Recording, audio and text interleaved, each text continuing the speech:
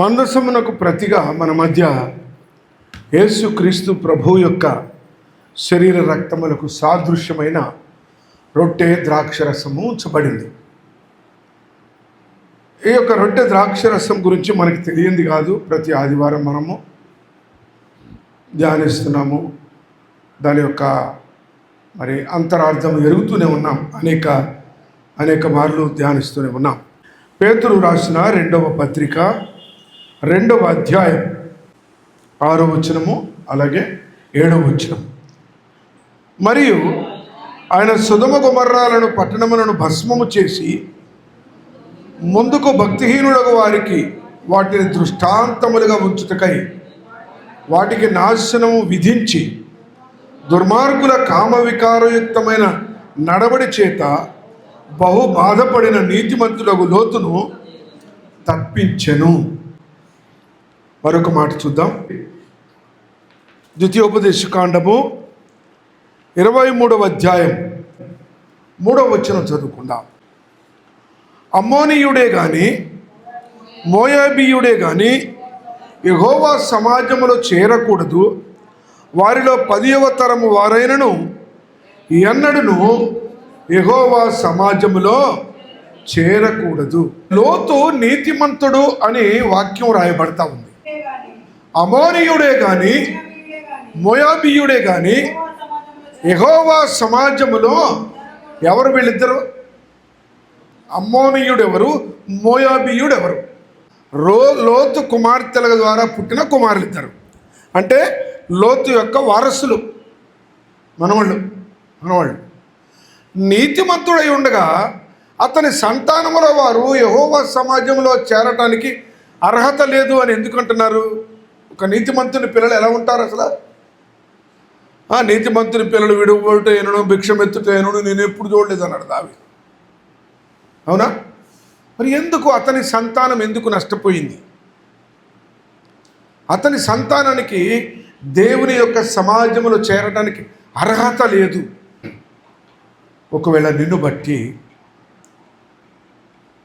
నీ కుమారుడే కానీ కుమారుడే కానీ కుమార్తె కానీ కుమారులే పిల్లలే కానీ దేవుని సన్నిధికి పనికిరాని అర్హత పోగొట్టుకుంటే ఎంత దౌర్భాగ్యం అది. నాతాను అన్నాడు, నీకేమయ్యా, యువర్ ఏ వండర్ఫుల్ కింగ్. బంగారం ఏంటి, వెండి ఏంటి, వెలగల రాళ్ళు ఏంటి, కర్ర ఏంటి, అన్నీ సమృద్ధిగా పెట్టుకున్నావు. కట్టేసే మందిరం, దేవుడికి తోడుగా ఉండడం నీకేం కాదన్నాడు. ఎవరితో? దావీదుతో. ఈ మాట చెప్పి నాతాను ఇంటికి వెళ్ళినాడు. దావీదు ప్రార్థన చేసుకుంటున్నాడేమో బహుశా, అయ్యా మరి రేపు మందిరం మొదలు పెట్టాలా అని. మళ్ళీ నాతానుతో అన్నాడు, త్వరగా వెళ్ళు, అతను ఆ పని ప్రారంభించక ముందే వెళ్ళు, కట్టొద్దు అన్నాడు. కానీ దావీదు నా కుటుంబం గురించి, నా గురించి ఏంటి అని అడిగినప్పుడు నాతాను ద్వారా చెప్పిన మాట ఏమంటే, నీ కుమారుడగు సొలొమోను నా మందిరాన్ని కట్టిస్తాడు. ఒక వ్యక్తి తన కుమారుని విషయమై తిరిగి మందిరము కట్టే అర్హత కలిగిన వాడిగా సొలొమోనుని తెచ్చుకున్నాడంటే ఎలాగంటే దావీదు చేసిన ప్రార్థన. దావీదు చేసినంత ఘోరమైన పాపం బైబిల్లో ఎవరు చేయలేదు. కానీ ఎప్పుడైతే క్షమాపణ వేడుకున్నాడో అతనికి క్షమాపణ దొరికింది. అతని సంతానానికి ఒక ఘనత, ఒక ఆశీర్వాదము దొరికింది. లోతు నీతిమంతుడే కానీ అలాగే ఎప్పుడూ చేయలేకపోయినాడు. తన జీవిత యాత్రలో అలాంటి జీవితము జీవించలేకపోయినాడు.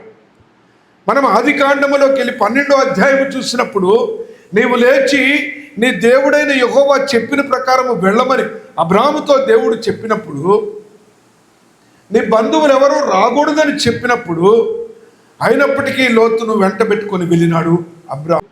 4వ వచనం చూస్తే, లోతు అతనితో కూడా వెళ్ళాడు. చూసారా? నీతిమంతుడైన లోతు అబ్రాహామును అనుసరించినాడు, వెంబడించినాడు. 13వ అధ్యాయంలోకి వెళ్ళిపోదాం. 13వ అధ్యాయం, ఆదికాండము 13వ అధ్యాయము 5వ వచనం. అబ్రాహాముతో కూడా వెళ్ళిన లోతుకును గొర్రెలు గొడ్లు గుడారములు ఉండిన గనుక వారు కలిసి నివసించుటకు ఆ ప్రదేశము చాలకపోయారు. ఎందుకనగా వారి ఆస్తి ఎంత ఆస్తిపరుడైనాడు లోతు, ఎంత ఆస్తిపరుడైనాడంటే లోతు, వారు కలిసి నివసించటానికి ఆ ప్రదేశము చాలకపోయేను. ఈ గొప్ప ఆశీర్వాదాన్ని లోతు అనుభవించినట్టుగా మనకు తెలుసు. ఏంటి లోతులో వచ్చిన లోపాలు ఏంటి గమనించి మన జీవితంలో ఎలాగున్నాము పరీక్షించుకుందాం. చాలా అవసరమై ఉన్నది ఈ మాట, చాలా అవసరమై ఉన్నది. ఒక సమయం వచ్చింది, వారిద్దరు విడిపోయినారు. విడిపోయినప్పుడు అబ్రాహాం అన్నాడు, నువ్వు తూర్పుకి వెళ్ళడానికి ఇష్టపడతావా? నువ్వు వెళ్ళు, నేను పడమరలో ఉంటా. నువ్వు పడమరకు ఇష్టపడతావా? నువ్వు వెళ్ళు, నేను తూర్పులో ఉంటా. అది ఉత్తరమే కానీ దక్షిణమే కానీ నువ్వు కోరుకున్నదే నీకు ఇస్తాను అని అబ్రాహాం అన్నప్పుడు, ప్రియులరా, అప్పుడు వారిద్దరూ వేరుపడినారు. 9వ వచనం చూడండి, 13వ అధ్యాయం 9వ వచనం. నీవు ఎడమ తట్టుకు వెళ్ళిన ఎడల నేను కుడి తట్టునకును, నీవు కుడి తట్టునకు వెళ్ళిన ఎడల ఎడమ తట్టుకును వెళ్ళుదును అని లోతుతో చెప్పగా. యోర్దాను అంటే మనకి తెలుసు ఎంత గొప్పది యోర్దాను అంటే, ఇశ్రాయేలీలు పాయలుగా చేసి దాటినది యోర్దాను. యోహాను బాప్తిస్మం ఇచ్చి యోహాను తన పరిచర్యను ఆరంభించింది యోర్దాను నదీ తీరాన. యేసుక్రీస్తు ప్రభు బాప్తిస్మం తీసుకున్నది ఎక్కడమ్మా? మంచి ఆశీర్వాదకరమైన స్థలాన్ని ఎన్నుకున్నాడు. Chosen very good place. ఆ విషయంలో బాగానే ఉన్నాడు. అక్కడ వరకు చాలా బాగా ఉంది లోతు జీవితం. అదంతయు యెహోవా తోటవలెను ఐగుప్తు. 2 విషయాలు ఉన్నాయి అక్కడ. యెహోవా తోటలో ఏముందమ్మా? యెహోవా తోటలో ఏముంది? బంగారం ఉన్నది, ప్రవహించు నదులున్నాయి, శ్రేష్టమైన బంగారం ఉన్నది. కాదు, ఏదేళ్ళు ఏముంది? శ్రేష్టమైన బంగారం. చూసారు ఎప్పుడన్నా మాట? అక్కడ శ్రేష్టమైన బంగారం ఉన్నది. ఆ నేల మంటితో నరుని నిర్మించినాడు. ఏదేను అంటే దినదినము దేవుడైన యెహోవా దర్శించిన స్థలం. విశ్రాంతి దినం వరకు అక్కడే ఉన్నాడు. ఐగుప్తు దేనికి సాదృశ్యమో? మంచి వ్యాపార కూడలి, ధనవంతుల స్థలం. అది ధనవంతుల స్థలం. అలా ఉంది ఆ ప్రాంతం. ఎప్పటి వరకట? నాశనము చేయక మునుపటి వరకు అలాగుంది. అంటే లోతు చూస్ చేసుకున్నప్పుడు, he has chosen a place where there is a sufficient wealth and abundant blessing. అర్థమవుతుంది ఇప్పుడు? సమృద్ధి అయిన ఆశీర్వాదము, లోకరీత్యా ధనవంతులుండే ప్రాంతాన్ని ఎన్నుకున్నాడు. చాలా బాగుంది. అక్కడికి వెళ్ళినప్పుడు చక్కగా ఉన్నాడు. లోతు ఆ మైదానమందున్న పట్టణముల, అంటే కొన్ని సిటీస్ ఉన్నాయి అక్కడ. మెయిన్ మనకి స్టోరీలో గుర్తుకొచ్చే మెయిన్ ఏంటంటే 2 సిటీస్ ఉన్నాయి, పట్టణములు ఉన్నాయి 2, సొదొమ గొమొర్రా. సొదొమ గొమొర్రా పట్టణముల ప్రదేశములలో గుడారం వేశాడు. ఇప్పుడు ఏం చేస్తున్నాడు లోతు? గుడారము వేసుకున్నాడు. పట్టణములో మంచి మంచి భవంతుల మధ్యలో ఒక గుడిసె, ఒక గుడారం వేసుకొని జీవించాలంటే ఎంత సింపుల్ లైఫ్ కోరుకున్నాడు స్టార్టింగ్. ఒట్టిగానే లోతును నీతిమంతుడు అనలే. తన హృదయంలో నీతి ఉన్నది, తన జీవితంలో నీతి ఉన్నది. మరి ఎక్కడ పోగొట్టుకున్నాడు? ఎందుకు పోగొట్టుకున్నాడు? ఎందుకు తన వారసులైన వారు, సరే కొడుకులు లేకపోయినా కుమార్తెలున్నా, వారి పిల్లలకు దేవుని సన్నిధికి రావడానికి వీల్లేదని అర్హత ఎందుకు పోగొట్టుకున్నాడు? ఎందుకు నాశనం అయిపోయినాడు? ఆలోచిద్దాం ఒకసారి. ఎందుకు జారిపోయినాడు? జాగ్రత్తగా గమనించాలి. 19వ అధ్యాయంలోకి వెళ్దాం, 10వ వచనం చూద్దాం. అయితే ఆ మనుషులు తమ చేతులు చాపి ఆ, ఎక్కడికమ్మా? గుడారం లోపలికే, ఇంటి లోపలికే. బిల్డింగ్ కట్టాడు మనోడు అక్కడ. అక్కడ ఇల్లు కూడా కట్టాడు. సుస్పష్టంగా ఉన్నాయి ఈ మాటలు కదా. మొట్టమొదటి గుడారము వేసెను అని చదివాం. ఇక్కడ ఇల్లు ఉన్నది, తలుపులు ఉన్నాయి, లోపలికి తీసుకున్నారు దేవదూతలని రాయబడి. ఈ సంఘటన అంతా మనకు తెలిసిందే, ఈ అధ్యాయాలు ధ్యానించే సమయం కాదు. ఇల్లు కూడా కట్టుకున్నాడు. ఇల్లు కూడా కట్టుకున్న తర్వాత ఇంకొక చక్కని సంగతి చూడాలి మనం. ఏదేమంటే చూడండి, 19వ అధ్యాయము 1వ వచనం. లోతు గవిని యొద్ద గవిని యొద్ద ఎవరు కూర్చుంటారు తెలుసా మీకు? ఊరు పెద్దలు కూర్చుంటారు. ఊరు పెద్దలు కూర్చుంటారు. గవిని దగ్గరికి ఎవరు వస్తారు? ఆయన బోయజ్ అక్కడికే తీసుకొచ్చాడు అమ్మాయి విషయం అడగటానికి. తను నాకంటే పెద్దోడు ఉన్నాడు, ఆయన అడగాల. ఆయన అడిగిన తర్వాతనే నేను విడిపిస్తానని ఆ గవిని దగ్గర నిలబడతాడు. గవిని అంటే అదేంటంటే తీర్పులు తీర్చే స్థలం మాట. పొలిమేర అంటారు. అక్కడ ఉన్నాడు.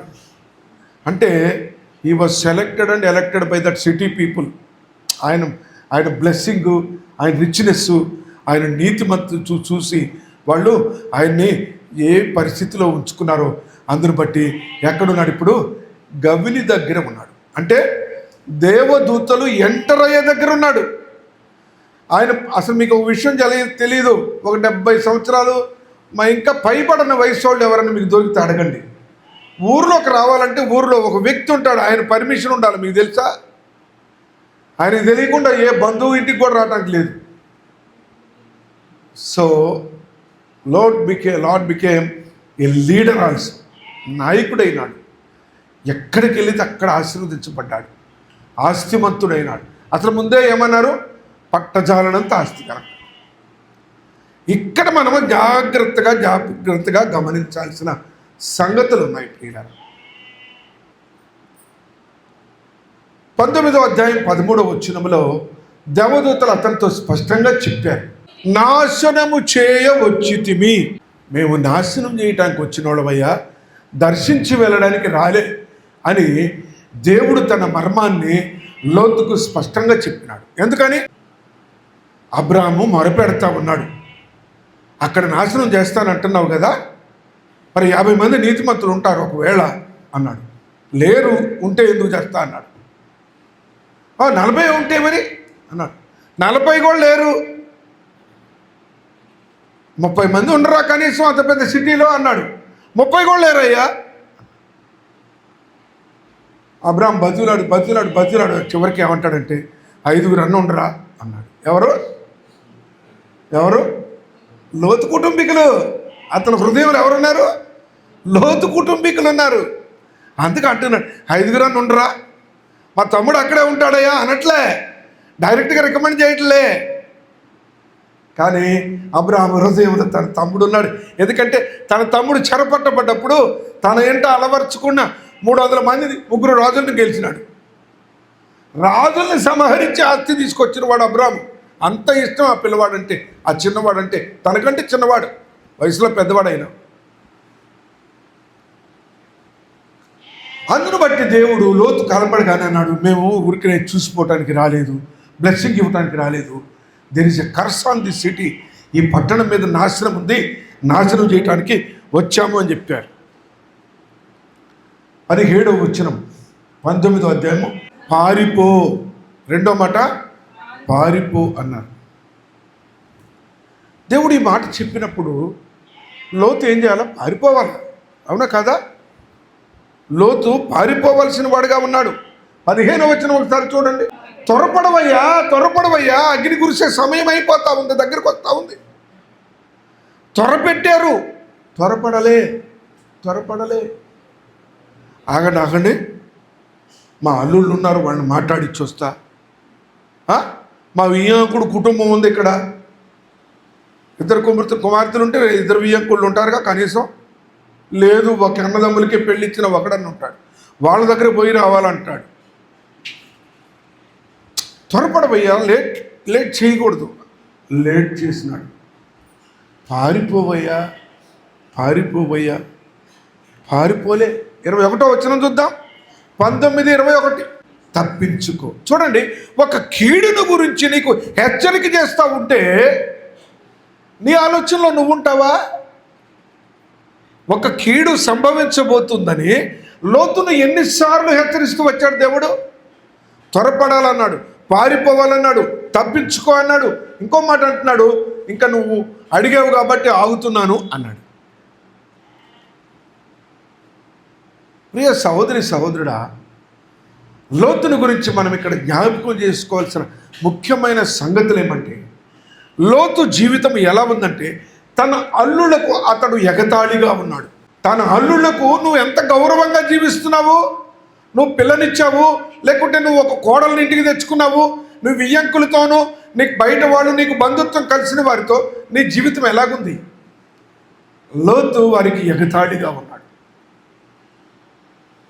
రెండవ సంగతి వెనదిరిగి చూడవద్దు అంటే తన భార్య తనకు లోబడేదేనిగా లేదు, వెనదిరిగి చూసేదిగా ఉంది. దేవదూతలు వచ్చారు నీ ఇంటికి, వాళ్ళని పిలువ బయటకనంటే నాకు కుమార్తెలు కావాలంటే మీకు ఇస్తా అన్నాడు. కన్నబిడ్డల విషయమై జ్ఞానయుక్తంగా ప్రవర్తించిన వాడిగా లేడు. హృదయంలో నీతిమంతుడే కానీ ప్రవర్తనలో, నిజ జీవితంలో, నిత్య జీవితంలో ఈజ్ అటర్ ఫెయిల్యూర్ పర్సన్. మనం ఎలాగున్నాం? ప్రార్థన బాగానే చేస్తాం, ఆరాధన బాగా చేస్తాం, పాటలు బిగ్గరగా పాడతాం. ఏం చేస్తున్నావు అమ్మా, ఏం చేస్తున్నావు, కనపడలేదు అంటే నేను బైబిలే చదువుతున్నా. భక్తి హృదయంలో కాదు, నిజ జీవితంలో ఉండాలి. భక్తి లోపల కాదు, దాన్ని అవలంబించే వారంగా ఉండాలి. ఎలాగున్నాం ప్రశ్నించుకుందాం ఈ మధ్యాహ్నం. లోతు నీతిమంతుడని నేను నువ్వు అనట్లే, పరిశుద్ధాత్మదేవుడు రాయిస్తున్నాడు. నీతిమంతుడే కానీ కుటుంబ జీవితంలో సరైన జీవితం జీవించలేదు. ఎంత ఘోరమైన పరిస్థితిలో ఉన్నాడు. 19:14 ఆదికాండము 19:14 అంటుంది, తన అల్లుళ్ళకు అతడు సువార్త ప్రకటించాడు. ఈ లోకానికి నాశనం రాబోతుంది, బయటికి రమ్మన్నాడు. దేవుని యొక్క సువార్త ప్రకటించినాడు, దేవుని వర్తమానం తీసుకెళ్ళి చెప్పినాడు. వాళ్ళు ఏం చేసినారట? ఎగతాళి చేసినారు. 26వ వచనం 19వ అధ్యాయము ఆదికాండము 18వ వచనం చూస్తే, నీ కటాక్షము నా మీదికి వచ్చినది, నా ప్రాణము రక్షించుట వలన నీవు నా ఎడల కనుపరిచిన నీ కృపను ఘనపరచితిని. నేను తప్పించుకుపోలేను, అటు పోలేను నేను. నేను పొమ్మన్నది ఎవరో? దేవుడు. దేవుడు అంటున్నాడు, నువ్వు అక్కడికి వెళ్ళయ్యా పర్వతానికి, ఇది మొత్తం కాలిపోతుంది, నేను పోలేనయ్యా అన్నాడు. నిజ జీవితంలో లోతు ఎలా ఉన్నాడు, ఆత్మీయ జీవితంలో లోతు ఎలా ఉన్నాడు, ఆశీర్వదించబడ్డప్పుడు లోతు ఎలా ఉన్నాడు? అబ్రాముకు జిరాక్స్ కాపీలాగా ఉన్నాడు తెలుసా. అబ్రామ్తో సమానంగా ఉన్నాడు. వాళ్ళిద్దరు ఎక్కడ బలిపీఠం కట్టినా ఇద్దరు కట్టారు, ఎక్కడ ప్రార్థన చేసినా ఇద్దరు చేశారు, ఎక్కడ ఇద్దరు ఆశీర్వదించబడ్డారు, ఎక్కడ గుడారం వచ్చినా ఇద్దరు ఒకే చోట వేశారు. కానీ ఈరోజు దేవుడు మాట్లాడుతుంటే అంటున్నాడు, నేను పోలేనయ్యా, నేను పోలేను. చదవండి. అదేంటి నువ్వు కృప చూపినావు, కటాక్షం చూపినావు అని ఇప్పుడు దాకా మాట్లాడు, ఇప్పుడు అంటాడు నేను చచ్చిపోతానేమో ఇక్కడ పోతే అంటాడు. పడిపోయిన జీవితం ఉంటే ప్రభు దగ్గర అడుగు. ప్రభు, నా ఆత్మీయ జీవితంలో, లేకుంటే నా హృదయాంతరాళములో, లేకుంటే నా సంఘంలో నేను కనబడే జీవితము ఎలా ఉంది, నా కుటుంబ జీవితం ఎలా ఉంది, నా వ్యక్తిగత జీవితం ఎలా ఉంది, నీవు చేసే తీర్మానాలకి నేను లోబడుతున్నానా, నాకు అదొద్దు, నేను ఇది చేయలేను. 30వ వచనం, అరే సోయరుకు పోరా బాబు, నువ్వు సోయరుకు పో, నేను ఆగుతాను అంటే మళ్ళీ సోయరుకు పోవటానికి భయపడ్డాడు. ఏమండి, పేతురు రాసిన 2వ పత్రికలో మనం చదివిన మాట ఏంటో ఒకసారి తీసి మళ్ళీ జ్ఞాపకం చేయండి నాకు. నువ్వు దుర్మార్గుల మధ్యలో ఉన్నప్పుడు నీకు ధైర్యం ఉంది, కానీ సోయరుకి వెళ్ళమంటే నీకు ఎందుకు ధైర్యం లేదు? నువ్వు దుర్మార్గుల మధ్యలో ఉన్నప్పుడు నీకు భయం లేదు. నువ్వు సోయరుకి వెళ్ళు, నేను మా అగ్ని రూపకుండా ఆపుతాను, అసలు సోయరు కూడా కాలిపోయేది నీ కొరకు ఆపేస్తానంటే, అమ్మ సోయరు వెళ్ళాలంటే నాకు భయం అన్నాడు. ఏంటి ఆలోచన? ఎందుకు? ఎన్ని తరాలకు నాశనం తీసుకొని వచ్చాడు? 10 తరాల వరకు కూడా వాళ్ళు యెహోవా సమాజంలో చేరకూడదు. అసలు ఎందుకు కాల్చాల్సి వచ్చిందమ్మా? 13, 13 చదవండి, అందరూ చూడండి అమ్మా. సొదొమ మనుష్యులు దుష్టులను బహు పాపులునై ఉండిరి. అబ్రాహామును విడిచి అడిగిపోయినాడు. దుష్టుల మధ్యలో ఉన్నప్పుడు నీకు భయం లేదు, పాపుల మధ్యలో ఉన్నప్పుడు నీకు భయం లేదు, దుర్మార్గుల మధ్యలో ఉన్నప్పుడు, కామ వికార చేష్టలు చేసే వాళ్ళ మధ్యలో ఉన్నప్పుడు నీకు భయం అవ్వలా. ఇప్పుడు దేవుడు నువ్వు సోయేరుకు అంటే అమ్మ నాకు భయం అయింది అన్నాడు. ఎంత పొరపాటు చేసి ఎంత నష్టం తీసుకుని వచ్చినాడు. లూకాసు వార్తలో యేసుక్రీస్తు ప్రభు అంటాడు, చూడండి, లూకాసు వార్త 17వ అధ్యాయం 28 నుంచి చూద్దాం. ఎప్పుడు? మనకి హెచ్చరిక, మనకి హెచ్చరిక. లోతుని ఏదో జ్ఞాపకం చేసుకుందాము, మర్చిపోదాం కాదు. నోవహు దినములలో జరిగినట్లు జరుగునన్నాడు.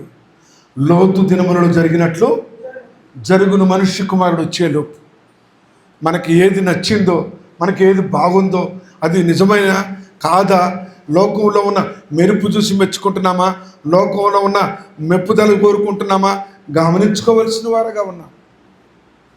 కాలిపోకముందు బాగానే ఉన్నది. దుష్టుల మధ్యలో ఉండి కూడా బాగానే ఉన్నాడు. అప్పుడు బిల్డింగ్ కట్టాడని చెప్పాక మనోడు కూడా ఇల్లు కట్టినాడు. అక్కడ తినుచూ త్రాగుచూ ఉన్నారు. సొంత గుడారం తీసి ఇల్లు వేసాడు, బాగున్నారు. ఆ ప్రకారమే మనుష్య కుమారుడు ప్రత్యక్షమగు దినమున జరుగును. జ్ఞాపకం పెట్టుకోవాలి. అలాంటి సంఘటన మళ్ళీ జరుగుతుందేమో, అలాంటి సందర్భం మరల వస్తుందేమో యేసుప్రభు హెచ్చరిస్తున్నాడు. ఎప్పుడటది? ఎప్పుడు? మనుష్య కుమారుడు ప్రత్యక్షమగు దినమున. ఒకవేళ ఈ దినము రాకడ సంభవిస్తే ఎక్కడ వాళ్ళం అక్కడ మనం ప్రశాంతంగా పడుకొని హాయిగా నిద్రపోతున్న సమయంలో ఏమో శబ్దం వస్తుంది, వర్షమేమో, రోజు వర్షమే కురుస్తుంది కదా అనుకుంటే ఆ రోజు అగ్ని కురిస్తే ఏంటి? ఒకసారి ప్రశ్నించుకుందాం. ప్రభువా, నీ రాకడ కొరకు మమ్మల్ని సిద్ధపరచు.